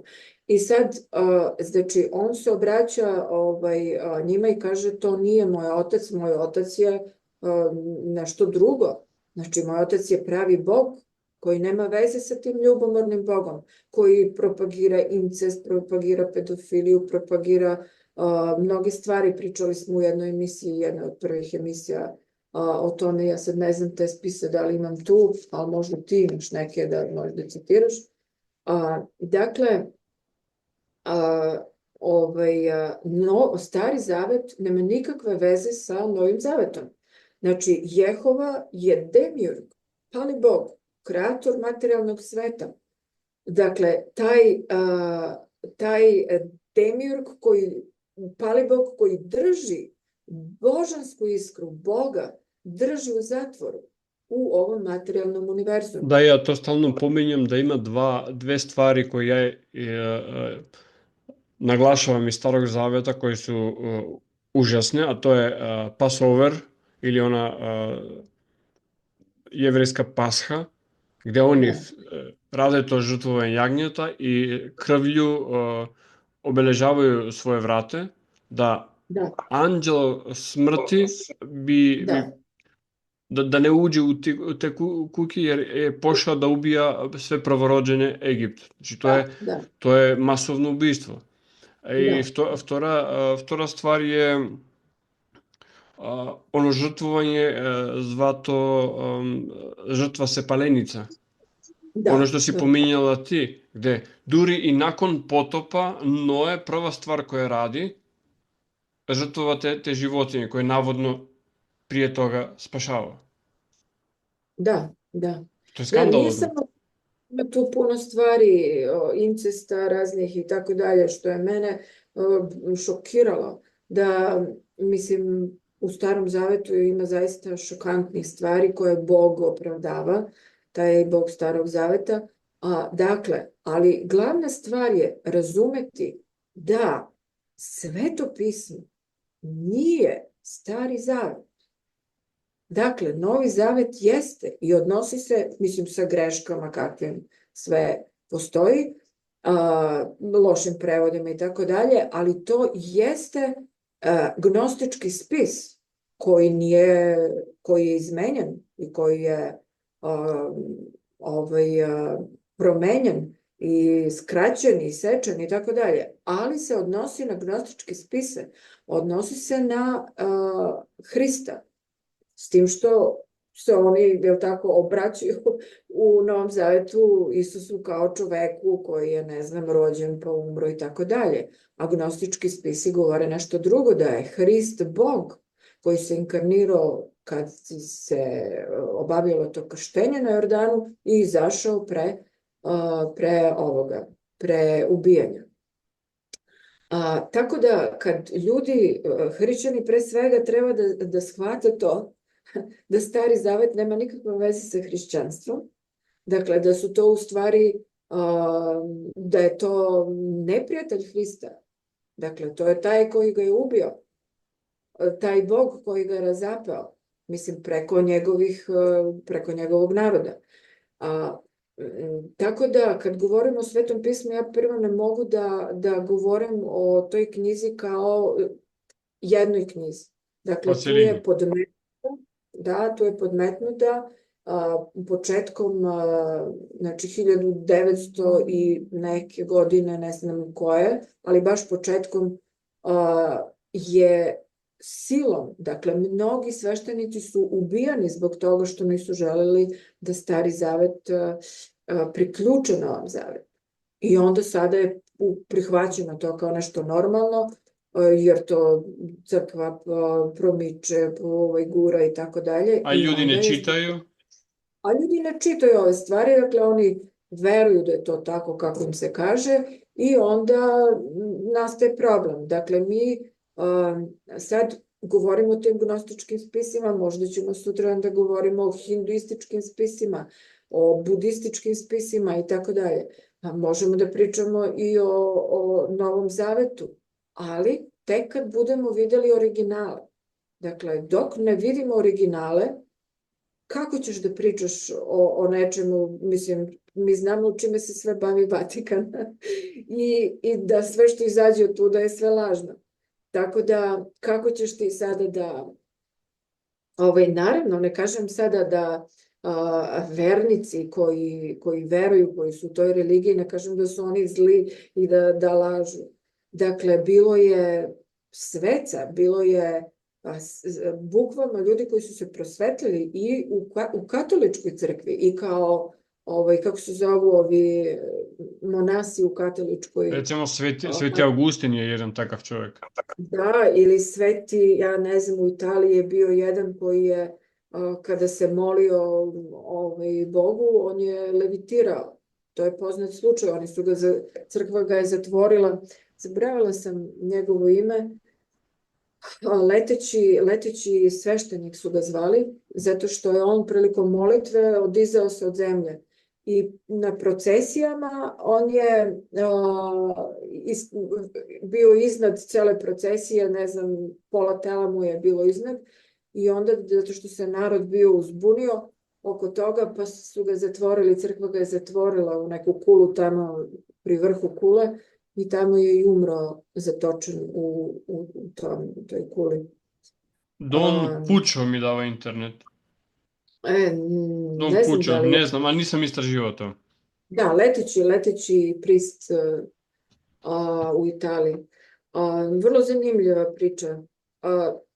I sad, ali šta hoću da kažem, znači svuda ljudi, ima iskrenih ljudi koji probude taj duh, svoj duh, nezavisno od religijskih, kako da kažem, dogmi. Međutim, kao što kaže Isus u jednom apokrifu, kaže, vama nisu potrebni nikakvi posrednici do mene, do Boga. Vi samo trebate da se oslobodite hipnoze. A hipnoza, to je to, znači to što Matrix radi, religija i sve te zamke druge. To je to što smeta religiji, jer ako nisu posrednici, nema tu novca, nema tu zaradnja. Da.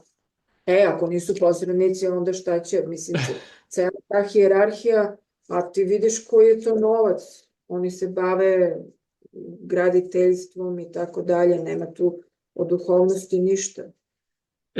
Sad, kako bismo razumeli sve o čemu smo do sada raspravljali, želeo bih da se osvrnemo na pojavne oblike u svakodnevnom životu, kroz koje je moguće identifikovati strukturu Matrixa. Da li se ona manifestuje kroz finansijsko-monetarni sistem, politički aparat, religijske institucije, medije ili pak, najjednostavnije rečeno, kroz jedan oblik robovlasničkog sistema koji danas nazivamo civilizacijom. Da. Pa vidi, oni, da, sve to što si nabrojao rade tako, da njima je bitno da oni drže duh u zatvoru, da tako. A kako će da ga drže u zatvoru? Evo sad recimo imamo konkretno, evo, slučaj sa virusima. Jedna od stvari koja drži duh zarobljen u čvrstom zagrljaju su ta sredstva koja se ubrizgavaju. Dakle, ta sredstva, kako da kažem, duh koristi ovo telo, koristi i emocije može da koristi, dakle, da bi se izrazio. Međutim, kad ti onemogućiš taj instrument, recimo, dete sa autizmom, ono ne može da ispolji. Možda je i svesno to, možda je osvešćeno to dete, možda se duh osvestio, ali ono ne može da ispolji tu svoju svesnost. Zbog toga što je instrument preko koga se ispoljava u ovom svetu ometan, uništen. Tako da, recimo, kako oni rade? Oni kažu, virusi su ti koji izazivaju problem. Sad ćemo mi da napravimo sredstva, znači i sad ljudi kažu, jao, problem su virusi.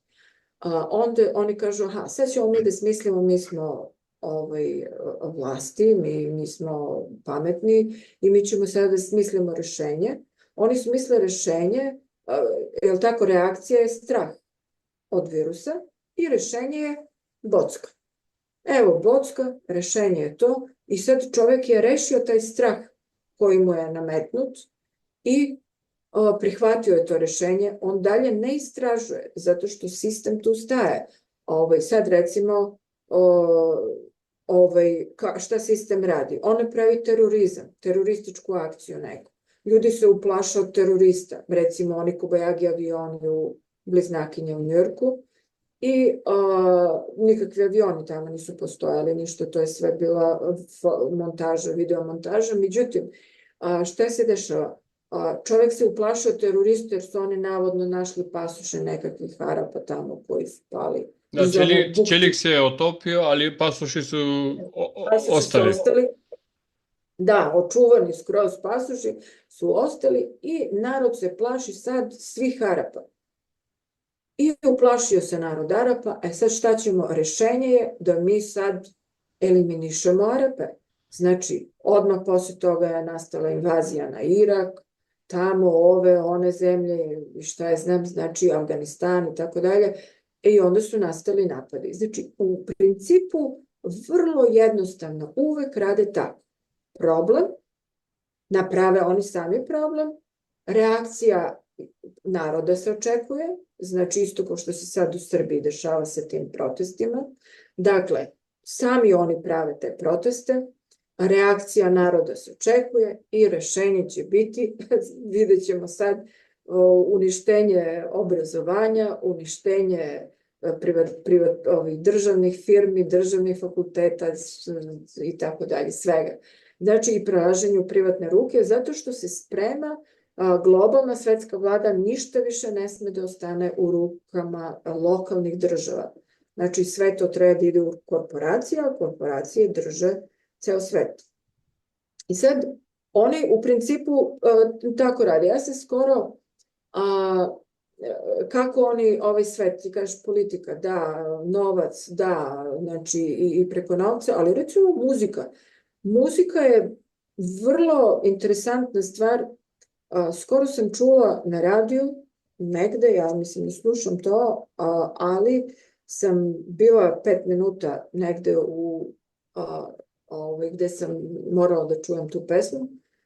Posle sam proverila kako se zove se Viski, a u pesmi se pominju, peva neka pevačica i onda se pominju drolje, neki jezik strašan, viski, pijem na eks i tako dalje. Ti vidiš da se takve mladi slušaju ne samo što slušaju, mladi znaju napamet reči tih pesama. A da ti dođeš u stanje da naučiš reči neke pesme, to znači da si već hipnotisan i omađijan tim rečima. I sad, ja sam tek sada shvatila zbog čega mi imamo jednu takvu generaciju uništenih mladih ljudi, posebno ženske dece, potpuna jedna degradacija mladosti u ovom vremenu, a to je vrlo, možda i najveći udeo u svemu tome ima muzika i filmovi.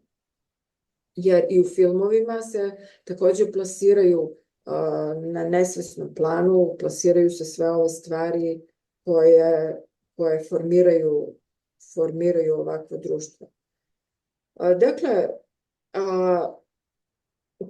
populacija se kontroliše, evo recimo navešću samo jedan primer koji stalno navodim, a to je eksperiment sa giljotinom, odnosno kad su onog osuđenika na smrt koji treba da bude pogubljen, rekli da će tog i tog dana da bude pogubljen giljotinom, ali su ga slagali, to nije trebalo da bude taj dan, i nije, odveli su ga na giljotinu i da bi simulirali krv, pustili su peškir sa toplom vodom da padne na njegov vrat. Zatvorenik je ostao na mestu mrtav. Zašto? Znači, nije mu odrubljena glava, pao je peškir na njegov vrat, ali je on bio uveren da će on tada biti pogubljen, da će pasti sečevo na njegov vrat i odrubit će mu glavu. Dakle, oni vladaju našim uverenjima.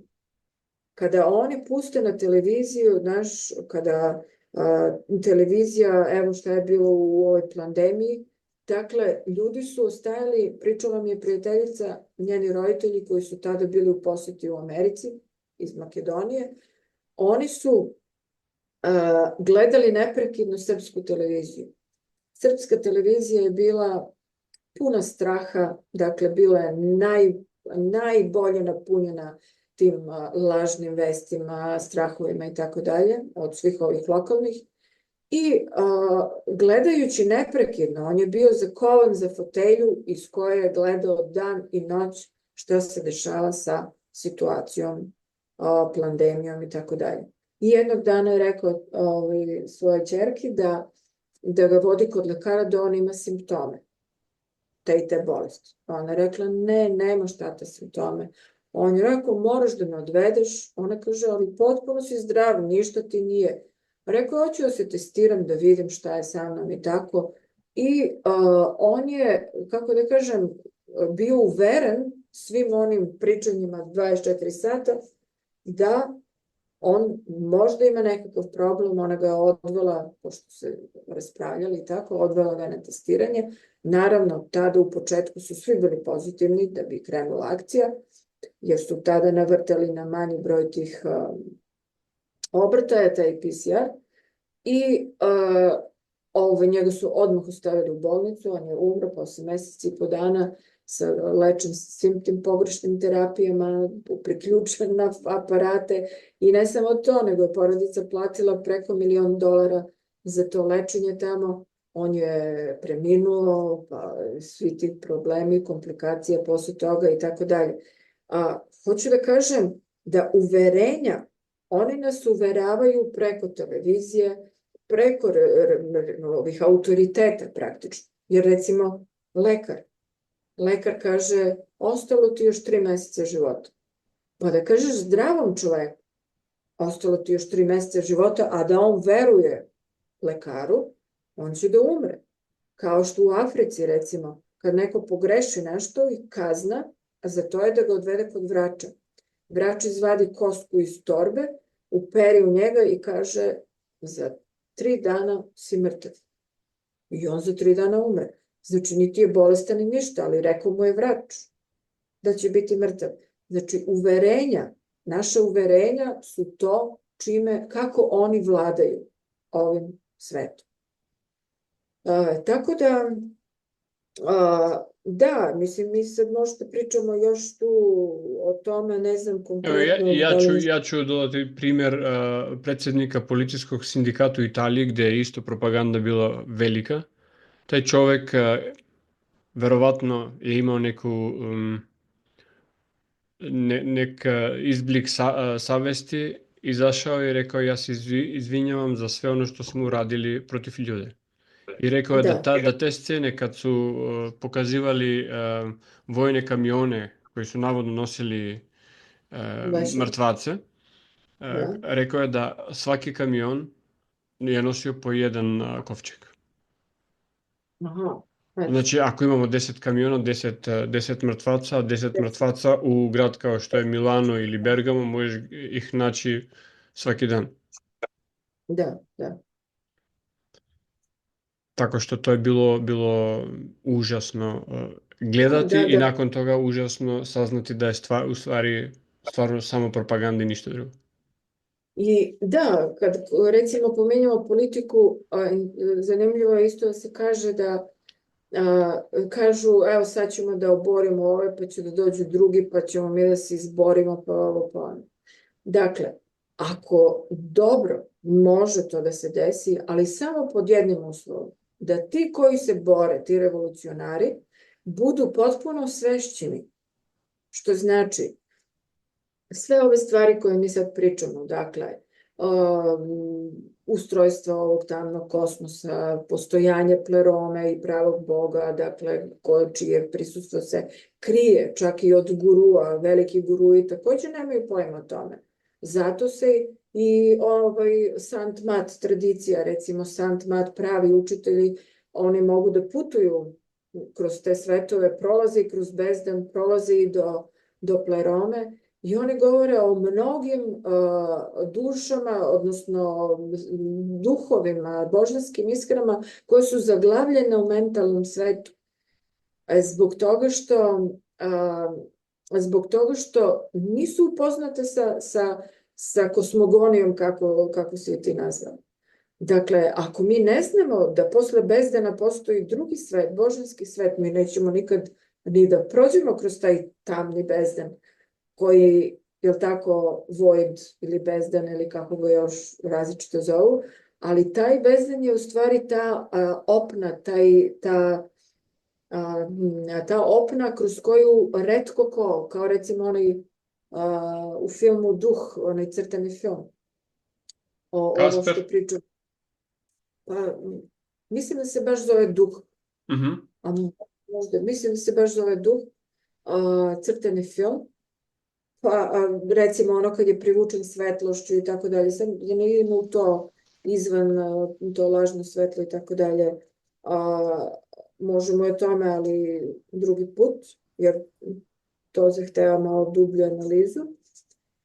Ali, što sam htjela da kažem, sad recimo, ako ti revolucionari nisu osvešćeni, ne znaju ove stvari, ne znaju ništa o vakcinama, ne znaju ništa o zaprašivanju, ne znaju ništa o, ne znam, pojma nemam, ovom genetski modifikovanoj hrani koja izaziva krvarenje u želucu, ne znaju nikakve druge stvari, kako će oni, recimo, i da pobede, da izvoju, šta će oni da rade?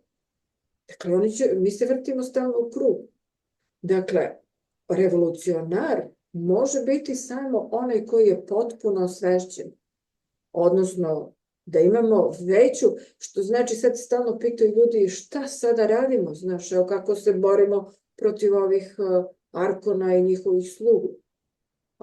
A njihove sluge nisu arkoni krivi. Arkoni, to su bića koja, u nama, je tako, koja vladaju ovim svetom. Takva je njihova priroda. Takva je njihova priroda, tako. Ali odgovorni za celu ovu situaciju su ovi koji stavljaju glavu u pesak, koji ništa ne interesuju. Njih ništa ne zanima, u njih zanima samo politika, pare, šta će se jede, gde će se putuje i tako dalje. To je ta požuda za materijalne stvari. Da. Za višetak materijalnih stvari. Višak materijalnih stvari, ali ne samo to. Dakle, tu su i strasti. Dakle, čovek je, kako da kažem, ja tu poređujem sa Slovenicom koju samo odvrću, dakle, sve te strasti ljudske, to su zamke emocija, zamke čula. Dakle, arkonske zamke, što kaže Đurđijev, ugrađen je Adamu kunda buffer. Kunda buffer znači neutralizator. Neutralizator kundalinija. Neutralizator kako mu se ne bi svest digla kako mu se svest ne bi digla u sedište svesti. Gde je sedište svesti? Znači da uvek ostane negde dole, negde potisnuta i da nikada ne može da progleda duhovnim očima, zato što tako oči su samo ovaj deo glave, po Sant Mat tradiciji, su pripadaju duhovnom svetu, ostalo spada sve u arkonski svet, demiurgov svet. I dok svest ne dođe dotle, znači dok ne progledamo i duhovnim očima, mi ne možemo